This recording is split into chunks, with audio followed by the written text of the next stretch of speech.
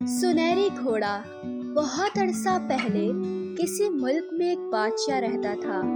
बादशाह की एक बेटी थी जो बहुत खूबसूरत और हसीन थी।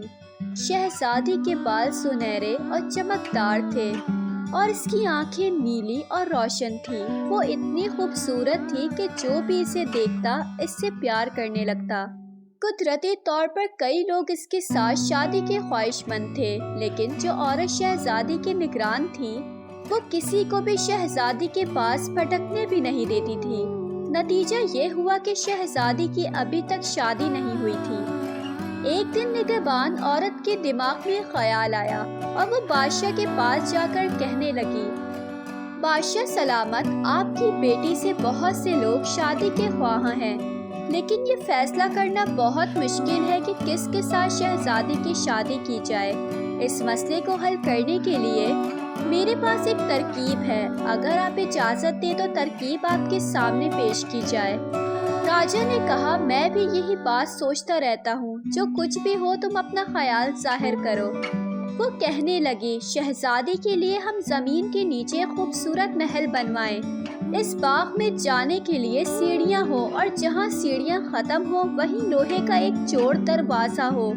इस महल में जाने का सिर्फ यही एक दरवाज़ा होगा। जो लोग शहजादी से शादी के लिए आए, इन सबको 3 दिन की मोहलत दी जाए ताकि वो सीढ़ियों से होकर शहजादी का पता लगाए। जो इस मोहलत के अंदर शहजादी का पता ना लगा सके, इसे तीसरे दिन शाम को मौत के घाट उतार दिया जाए। बादशाह को ये तरकीब बहुत पसंद आई। निगहबान औरत को भी इससे बहुत खुशी हुई और वो इस बात का इंतजार करने लगी कि बादशाह इसे महल बनाने का हुक्म दे। बादशाह ने जब इस औरत को सामने खड़े पाया तो बोला, जाओ वो महल बनवा दो। वो औरत फौरन चली गई और फौरन ही मिस्त्री बुलवाकर इस काम को शुरू करा दिया। दिन रात काम जारी रहा और 40 दिन के अंदर सब कुछ बनकर तैयार हो गया। अब शहजादी को इस महल में भेज दिया गया। हर रोज कई नौजवान आते, हर एक को 3 दिन की मोहलत दी जाती। जब 3 दिन गुजर जाते तो उनको मौत के घाट उतार दिया जाता। निगहबान औरत को इस बात से बहुत खुशी होती क्योंकि वो तबीयत की बहुत जालिम थी। इतने सर काटे गए कि इस औरत ने उन सरों से वहाँ एक मीनार तामीर करवा दिया। पड़ोस के एक मुल्क में भी ये खबर पहुंची। वहाँ के बादशाह के 3 बेटे थे। एक दिन सबसे बड़े बेटे ने बादशाह से कहा, मैं इस छुपी हुई शहजादी का पता लगाना चाहता हूँ। मैं शहजादी को ढूंढ निकालूंगा और इससे शादी करूंगा। बादशाह ने अपने बेटे को बहुत समझाया कि इस काम से बाज आ जाए, लेकिन वो ना माना। बादशाह जितना शहजादे को समझाता, शहजादी की जिद इतनी ही बढ़ती गई। आखिरकार जब बादशाह ने देखा कि शहजादा किसी तौर पर मानने वाला नहीं, तो सफर की तैयारी शुरू हो गई। बादशाह ने शहजादी को धूमधाम से रुखसत किया। शहजादी ने जाकर शहजादी के बाप से कहा, मैं आपकी लड़की से शादी करना चाहता हूँ। बादशाह बोला, बेटा तुम अभी कम उम्र हो और तुमने बहुत कम दुनिया देखी है। इस जिद को छोड़ दो। कितनी ही और शहजादियाँ हैं और कई इनमें से मेरी बेटी से भी अच्छी हैं। बात यह है कि मेरी बेटी को कहीं छुपा कर रखा गया है। अगर तुम इस मामले में पड़ते हो तो 3 दिन में उसे ढूंढ निकालना होगा, और अगर तुम इसे ढूंढ ना सके तो शर्त यह है कि तुम्हारा सर काट दिया जाएगा।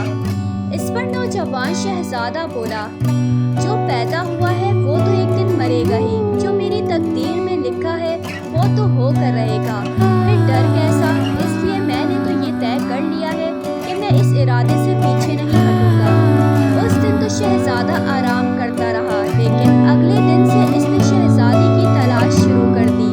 3 दिन तक वो ढूंढता रहा, लेकिन जब तीसरे दिन की शाम तक भी शहजादी को ढूंढ ना सका तो इसका सर काट लिया गया और सिरों के मीनार में एक और सर बढ़ गया।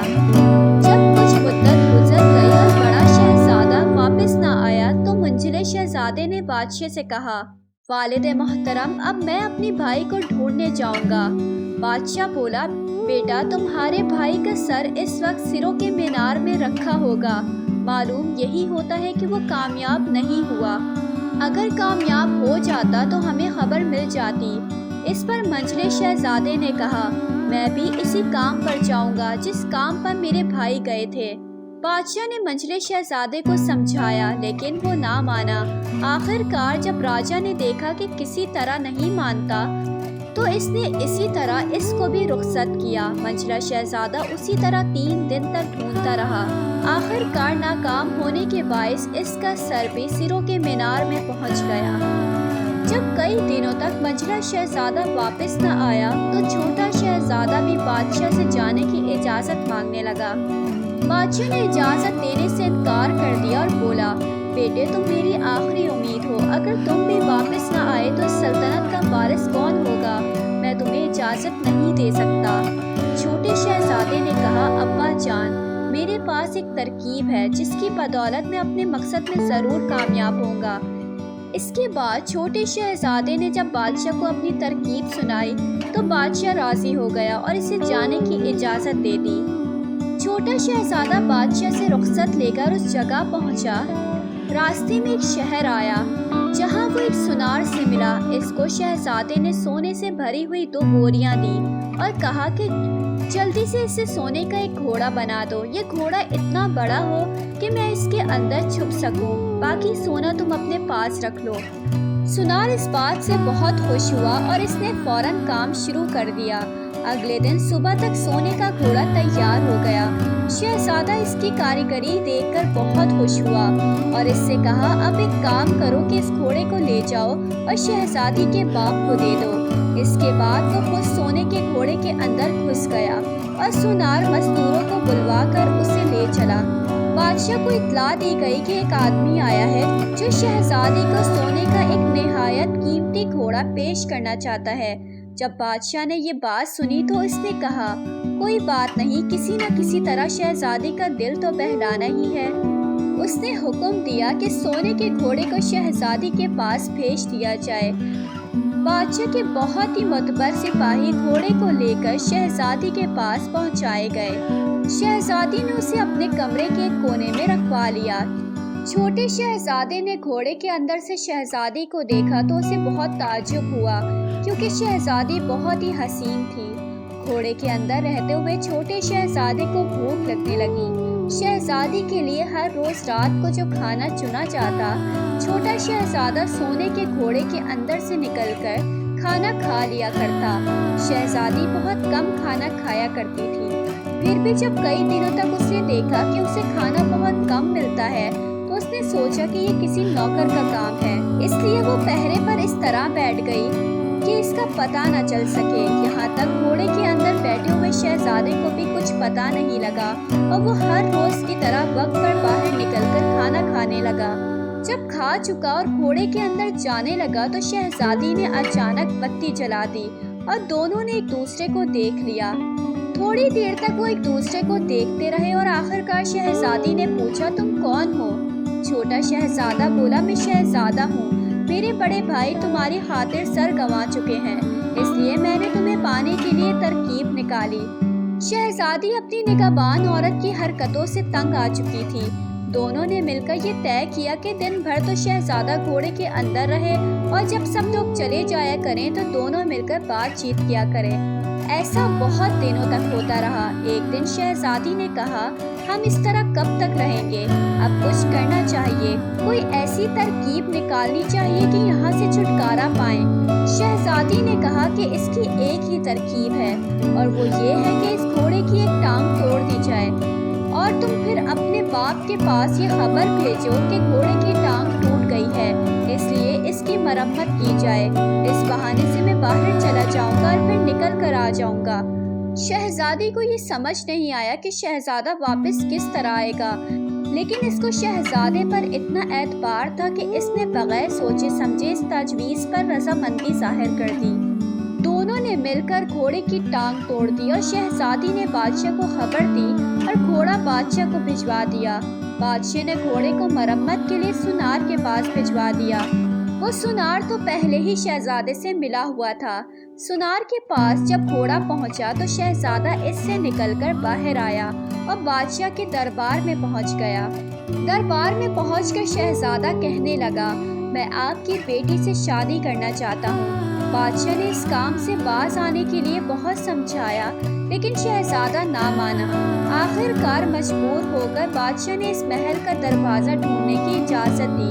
2 دن تک شہزادہ جان بوجھ کر ادھر ادھر ٹامک ٹوئیاں مارتا اور گھومتا پھرتا رہا۔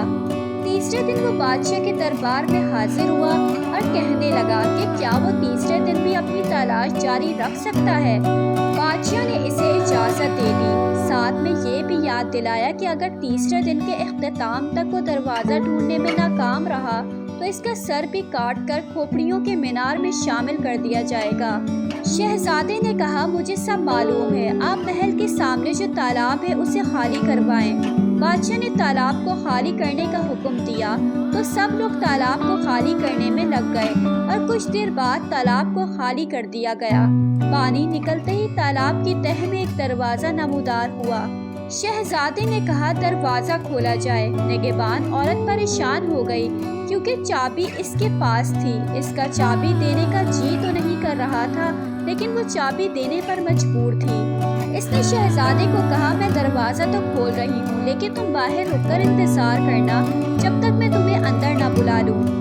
نگہبان عورت جلدی سے اندر گئی۔ وہ شہزادی کے کمرے میں گئی اور اسے نوکرانی کا لباس پہنا کر اسے نوکرانیوں میں شامل کر دیا۔ پھر شہزادے کو اندر بلایا گیا اور اسے نوکرانیوں میں سے شہزادی کو ڈھونڈنے کا حکم دیا گیا۔ اگرچہ شہزادہ پہلے شہزادی کو دیکھ چکا تھا لیکن نگہبان عورت نے شہزادی کا حلیہ اس طرح تبدیل کیا تھا کہ وہ اس کو پہچان نہ سکا۔ شہزادی کو ڈھونڈنے کے لیے ذہن لڑایا اور ایک ترکیب اس کے ذہن میں آئی۔ اس نے اپنی جیب سے سونے کے سکے نکالے اور انہیں اس نے نوکرانیوں کے سامنے پھینک دیے۔ سب نوکرانیاں سکے اکٹھے کرنے میں مشغول ہو گئی لیکن شہزادی کھڑی رہی۔ شہزادے نے شہزادی کا ہاتھ پکڑا اور بادشاہ کے سامنے لا کھڑا کیا۔ بادشاہ نے شہزادی کی عقل مندی کی تعریف کی اور دونوں کی شادی کا حکم دے دیا۔ ساز کے بعد بادشاہ نے اس ظالم نگہبان عورت کے لیے حکم دیا کہ اس کا سر کاٹ کر اس کا بھی سر کھوپڑیوں کے مینار میں شامل کر دیا جائے۔ بادشاہ کے حکم کی تعمیل ہوئی اور عورت کا سر بھی کھوپڑیوں کے مینار میں شامل ہو گیا۔